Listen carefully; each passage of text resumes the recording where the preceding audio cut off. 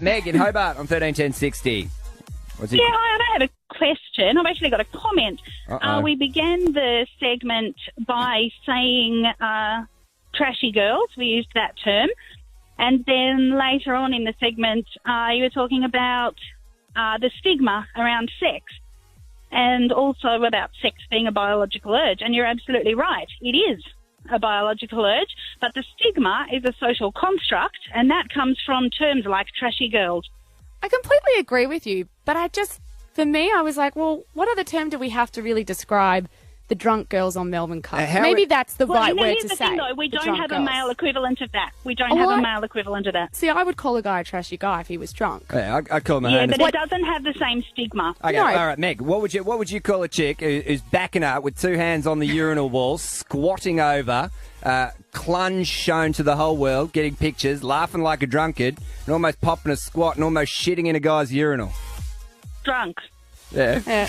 But you know what? Little trashy. It's the trashy, I think, goes for both genders. What actually drives me up the wall more is that we don't have a male equivalent for the word slut.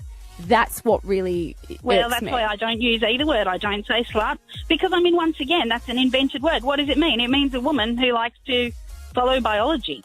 Well, I have a word for that. A slut was used to shame and control women's sexuality. We don't know how many times you have to have sex with somebody to be constituted as a slut. That is exactly right. Which is why I find so many women are so fearful of having some type of casual sex or something that's outside the bounds of normality is the fear of that word.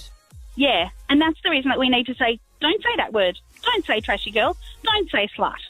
Don't say those words anymore. Trashy's different to slut. Trashy's, to me, drunk. Yeah, but... And falling all over the place. So is drunk. So is drunk. There's already a word for that. Yeah, but there's also, there can be friendly drunk, and then there can be shitting in a guy's urinal, which is kind of trashy. And we've already banned Gus from the show. Drunk, inebriated. Well, we're not going to ban trashy from the show. Everyone knows what it means. I love the word trashy. Yeah, I think it's quite nice. It's not, as long as it's not degrading someone's sexuality, I'm real cool with it. Yeah, trashy. Yeah, I think that it's been used too many times to degrade sexuality to remove that from the word, and that's why we just need to say drunk. Yeah, I think if you're going to because then girls might feel better about it, and when girls feel better about it, hey.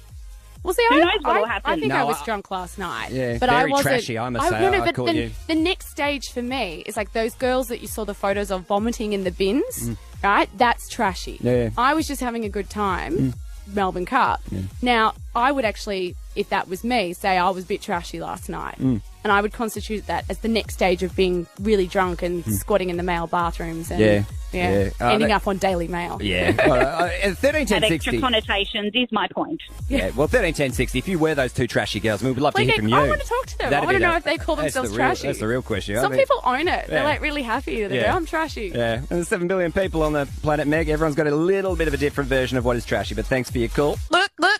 Thank you, Dr. Nikki Goldstein. Thank you. As always, Please stop doing that noise.